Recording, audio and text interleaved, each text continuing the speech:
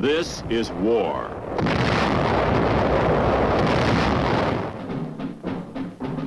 War and its masses. War and its men.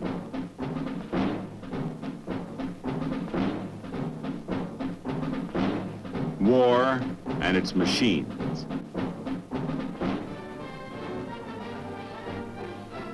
Together they form the big picture.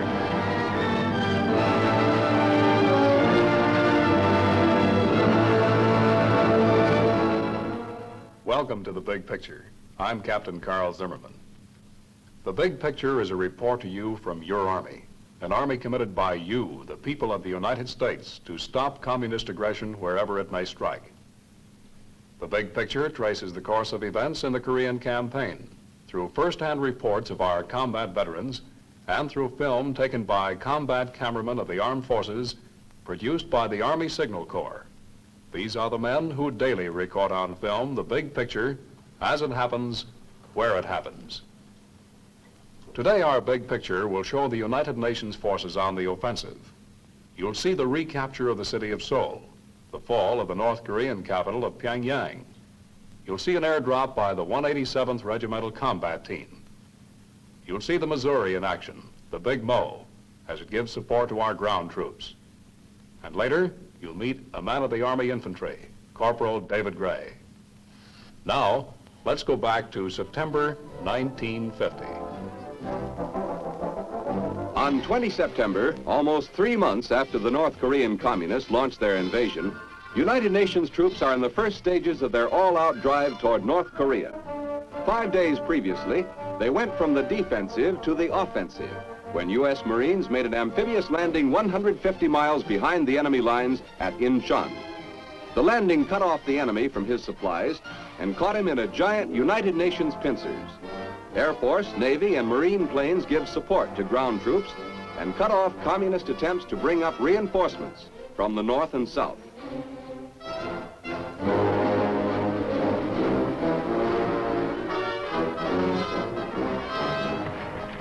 Exactly 3 months to the day after the city of Seoul fell to the communist invaders, UN forces recapture this South Korean capital.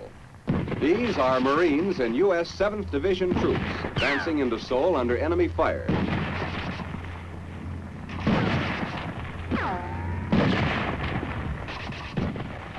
Street fighting rages throughout the city. The Reds have fortified many of the buildings, and Red tanks may appear around any corner.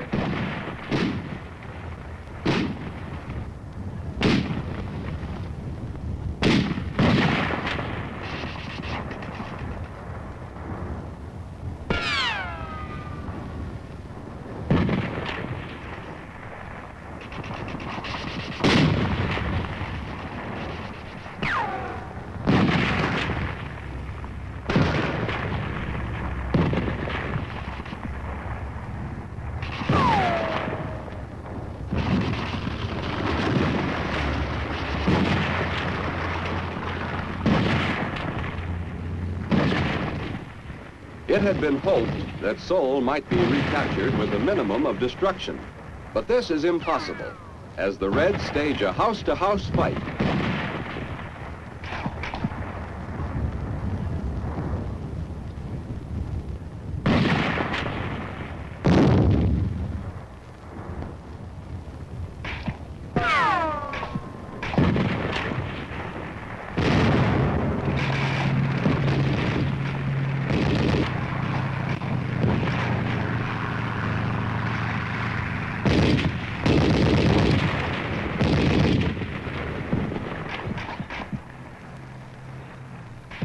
After a 5-day battle for Seoul, General MacArthur announces the city's recapture on 26 September. There is still fighting in the city, but the main communist garrison is now fleeing to the north. UN troops rest as they close another chapter of history.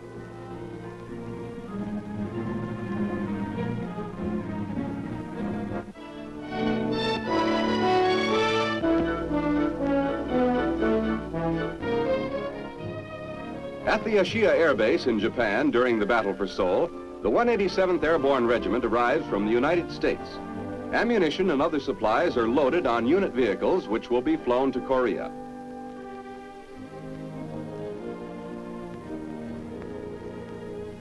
The paratroopers, 2,400 strong, board C-54 transports and C-119 flying boxcars for their flight to the combat zone.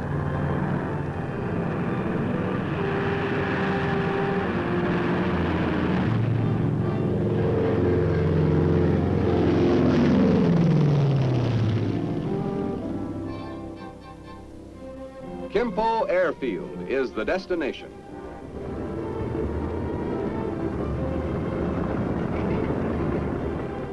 The paratroopers are rushed to staging areas as fast as they unload. The same C-54s fly wounded back to Japan.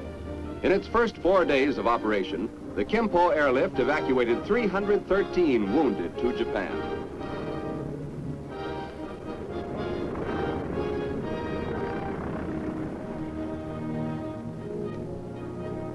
Cargo and passenger planes are coming into Kimpo at a rate of 1 every 10 minutes. Typical cargo is this disassembled 280-ton bridge. These pontoon boats are part of the bridge, which was shipped entirely by air. The airfield is inspected by Air Force leaders past and present. In the group are General George C. Kenney, Commanding General, Air University, Lieutenant General George C. Stratemeyer, Commanding General, U.S. Far East Air Forces, and General Carl Spaatz, retired, former commander of the U.S. Air Force. In the background is a captured Yak fighter plane found in good condition. Now land-based at Kimpo are Marine carrier planes aiding in the tactical support of ground forces north of Seoul. This F-7F Tiger Cat night fighter proves especially valuable during this stage of the fighting north of Seoul. F-7Fs are equipped with radar and are very effective against convoys and troop concentrations at night and in bad weather. These Tiger Cats and Corsairs are being loaded with 5-inch rockets for a strike near Seoul.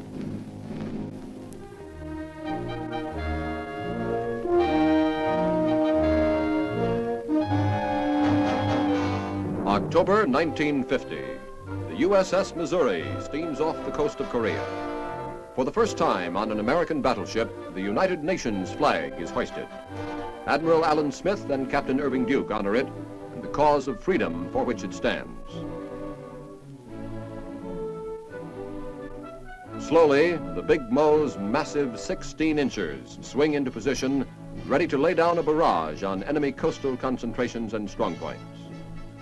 Inside the Big Mo, as each hour approaches, the projectiles, weighing more than a ton each, are brought up from the magazine on special elevators. And one by one are loaded into the breech. Trained and skilled as a team, the gun crew work with clockwork precision as they ready the guns and load bags of powder into the breech.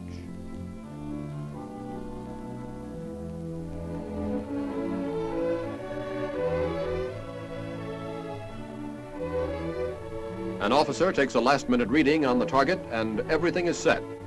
Gun covers off. The last seconds tick away. 5, 4, 3, 2, 1, fire!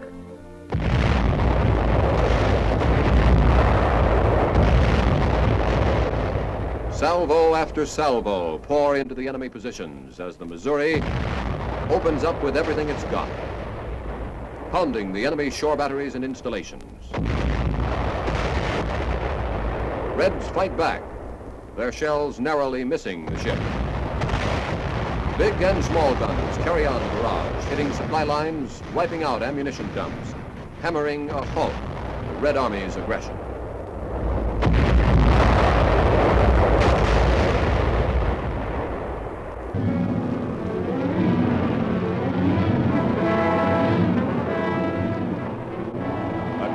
Typhoon hits the U.S. Sakai Army base in Japan.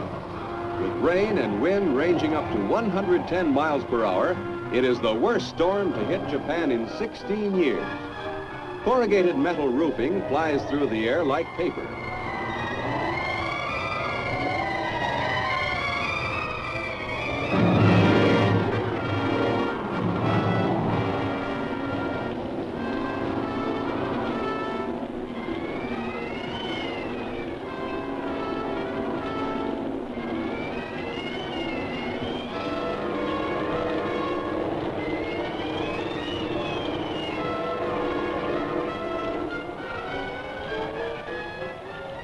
Most of the tile, shingle, and corrugated metal roofs are damaged.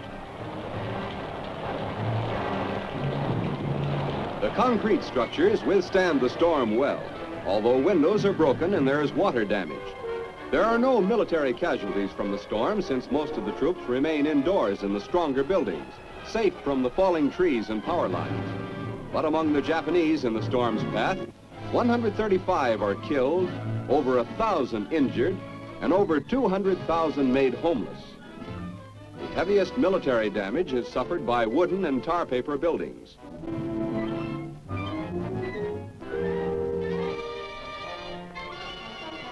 These tropical storms are expected near the Sea of Japan at this time of the year.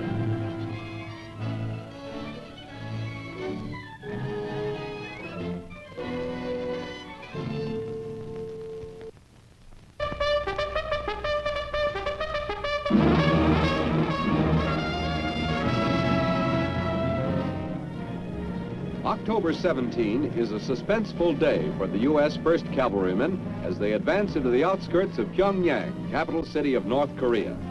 The city is known to be heavily fortified, and it is expected that the Reds will make a death stand for their capital. It is reported that the Reds have 30,000 men defending Pyongyang.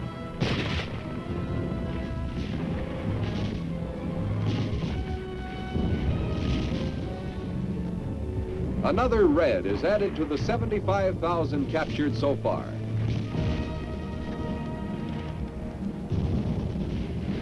A vehicle burns beside the road. Ammunition explodes in the fire. The attack is led by tanks as the 1st Cavalry advances under fire toward the center of the city. The railroad guides them.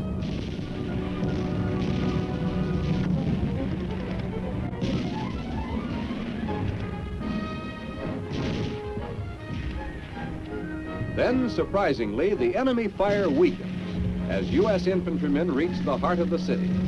The Reds are withdrawing.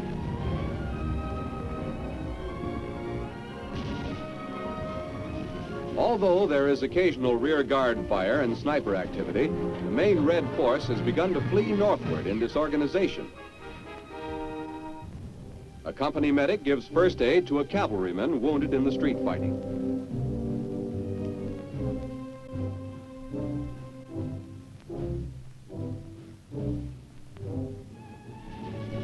As the 1st Cavalrymen overrun the city, South Korean troops join them. The ROK forces met heavy resistance on the east side of town, but finally fought their way through after 6 hours. They are following the retreating enemy northward. An estimated Red force of 30,000 is now fleeing Pyongyang. South Koreans and 1st Cavalrymen join forces, decide their zones of action, and move on. In the eastern area of Pyongyang, near the Taedong River, the South Koreans encounter a pocket of enemy rear guard troops and pause to wipe them out. Only small arms fire is necessary as the river is crossed by bridge and assault boats.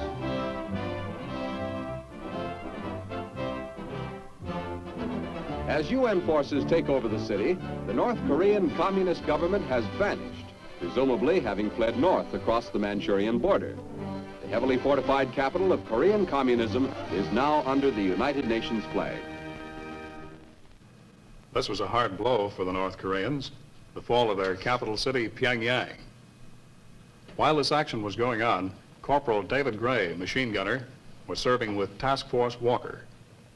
Well, Dave, tell us, what was your mission with this task force? Well, our mission on Task Force Walker was that we was being used as more or less a guerrilla force, just like the rest of the outfits were having trouble with guerrillas. We was designated as an American guerrilla force to knock them out.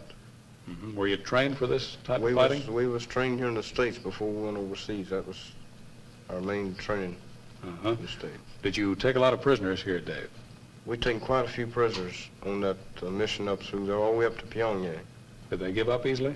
At first they didn't, but towards the end they seemed to be willing to give up. Did you speak to any of the prisoners, Dave?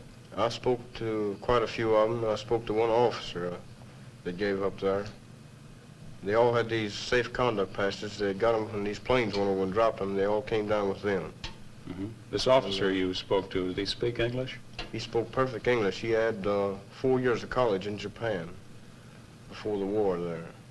Well, after talking to them, Dave, could you tell what their morale was like? The morale was low. I mean, it was the lowest I've ever seen it in the Army. How about their food? Did they have any? Their food, they had 1 day's ration for a week. How about their ammunition? 5 and 6 rounds per man is all they had. Well, about this time, the 187th Regimental Combat Team landed there, Dave. What was their mission? They was dropped there to knock these guerrilla forces out that had gathered down there in force. After the Incheon landing, when those people that made that Incheon landing, they went across across the peninsula of Korea, and we was south of them. We started north, and this other element was up there, and we had these communists in the middle. This was an 87th Airborne Regiment to drop in there and bust it up. Was this a success? Was it a complete surprise? That was a complete surprise and a great success. Well, Dave, you might describe the landing of the 187th. It was one of the first combat jumps I'd ever seen, and I mean, it was something to watch, how they dropped the Jeeps. They dropped 105 howitzers in there. They dropped, and it was all just, it's done in a hurry. I mean, everything hit the ground, it was all over with. It was that quick. Now, this is a complete regiment by itself. Complete regiment. I mean, they could operate by themselves. They had everything that they needed by themselves. Drop out of the air and then move forward, That's right. Well, after this action, Dave, you moved on to the north, and it wasn't long before you met the Chinese communists, isn't that right? Well, the first contact we had with the Chinese was 2 days after Thanksgiving, up at a little town called Coonery on the Taedong River. Now, what were you doing at the time? We was just moving forward slowly, trying to get up even on the line with all the other divisions up there. So that certain date there, we hit these Chinese on this mountain. We didn't know the Chinese at the time, and we got orders to take a hill there in my company. So we started up the hill, and everything was quiet. So all at once, bugles broke loose, artillery, mortars, everything happened to us. We was cut off on the hill there. And we couldn't go neither way. We couldn't go backwards, we couldn't go forward, so we just stuck there. We had to fight it out right there. You were wounded at this time, too, Dave. I was wounded at the time, yeah. And then taken prisoner. I was taken prisoner on top of the hill. What sort of treatment did you get? I got as good a treatment as I could expect, I guess. There was no medical treatment for me. I mean, they didn't have any to give me. They had no medics with them? They had no medics with them. They weren't taking care of their own wounded either? They wasn't taking care of their own wounded. It was every man for himself. They fight a good deal different than we do, don't they, A Dave? good deal. Aren't our medics always right up there with us? Our medics are right there, but there's nothing doing, and nobody to take care of the wounded. Well, how did you get away from the Chinese communists? I got away from them I stayed prisoner 4 days and 4 nights, and they got careless, I guess. They started back down the river with me. Instead of going north, they went south. They had our American 38th Infantry and 23rd Regiment trapped down the river about 15 miles. So we went down the river, and when these Chinese got between them, they broke out of this trap and hit the Chinese from both sides. And during the fighting, well, I got down on the ice and I crawled down the river about 1,000 yards or so, and I got up and made a break for it. I got picked up in a Jeep on the road. Felt pretty good to get back to our lines again. Felt good to me, yes. Well, did they treat your wounds immediately? They treated me pretty good, yeah. They sent me right back to Seoul on a train. From there I went to Busan, from there to Japan, and it all worked smoothly. I came right straight back to the United States. How long from the time you were wounded was it until you get back to the States? 7 days. That's pretty fast, isn't it? Pretty fast, yes. Thank you, Dave. We spoke about the 187th Regimental Combat Team. Now let's watch these films taken by a Signal Corps cameraman. You'll see that airdrop.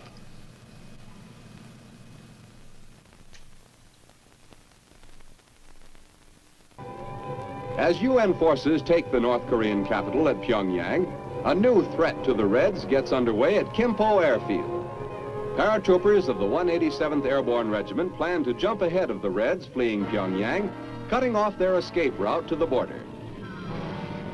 The planes are C-47 transports and C-119 boxcars. There are over 4,000 men in this operation, which consists of 2 separate drops. On 20 and 21 October. The destination is a point 33 miles north of Pyongyang, where the Reds are fleeing through the towns of Sukchon and Suncheon.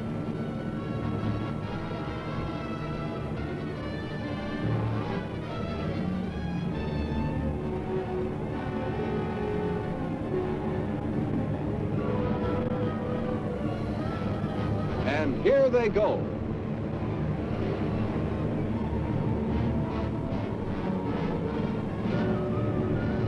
The paratroopers bail out in waves from a dozen planes at a time.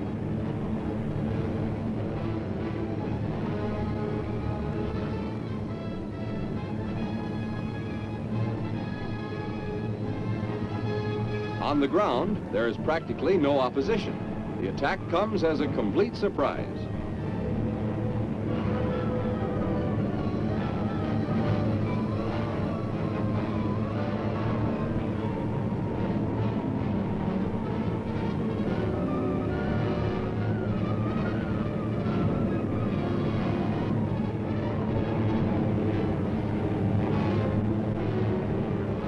Watching the jump is General MacArthur, who flew here from Japan to observe this first airborne operation of the Korean War. Flying over the attack area in his Constellation, the United Nations commander stated, "This closes the trap on the enemy."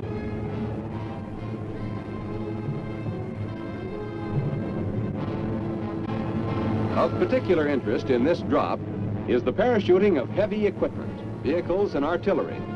The equipment drop takes place 10 minutes after the personnel have landed.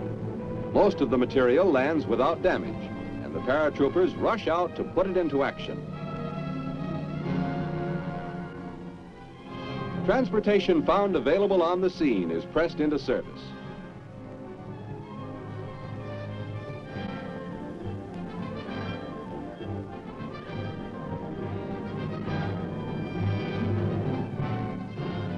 Although the big jump was delayed at the start by bad weather, it moves like clockwork once it gets underway. Casualties are few. Out of the 4,064 men who made the two jumps, only 90 men are listed as jump casualties, and most of these consist of broken legs and sprains. Evacuation is rapid. Specially equipped helicopters land to carry the wounded, and they are quickly on their way back to the hospitals.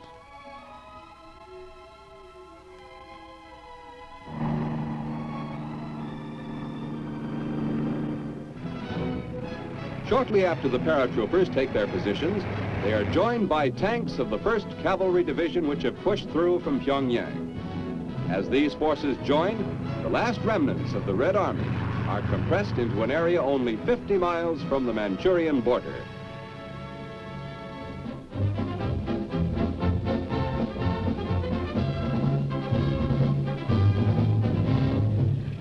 On 17 September at Busan Air Base, a transport plane arrives with the first big-name entertainer to visit the troops in Korea. Al Jolson, often billed as the world's greatest entertainer, is in the midst of his last road tour. A veteran of years in show business and months of entertaining troops in World War II, in Europe, Africa, India, and the South Pacific, Al Jolson disregarded his doctor's warning and at the age of 64 set out to entertain troops in hospitals and at the Korean battlefront. In front of the audience he liked best, Jolson gives one of his last performances. GI audience enjoys his act. Al entertained Korean War casualties in Japan before arriving in Korea, and already has used up much of the seemingly boundless energy which he put into every performance. It was impossible for Al Jolson not to give out with all his energy and all his heart. His gaiety and rhythm was infectious, and he knew it could bring joy to others. On 23 October, 6 days after he gave this performance, Al Jolson died from a heart attack in San Francisco. One of his last acts in Korea was to raise a United Nations flag. During the month covered by this combat bulletin, the United Nations drive into North Korea moved ahead with surprising rapidity.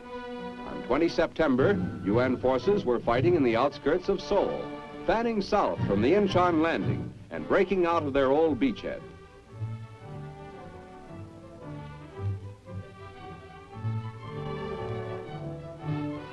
By 5 October, Republic of Korea troops had crossed the 38th parallel and were 55 air miles beyond the imaginary border between North and South Korea.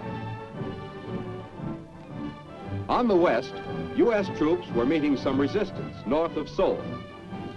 United Nations forces, including U.S., British, and Australian troops, were regrouping in expectation of a full-scale drive across the parallel after the United Nations voted approval for General MacArthur to send his troops into North Korea.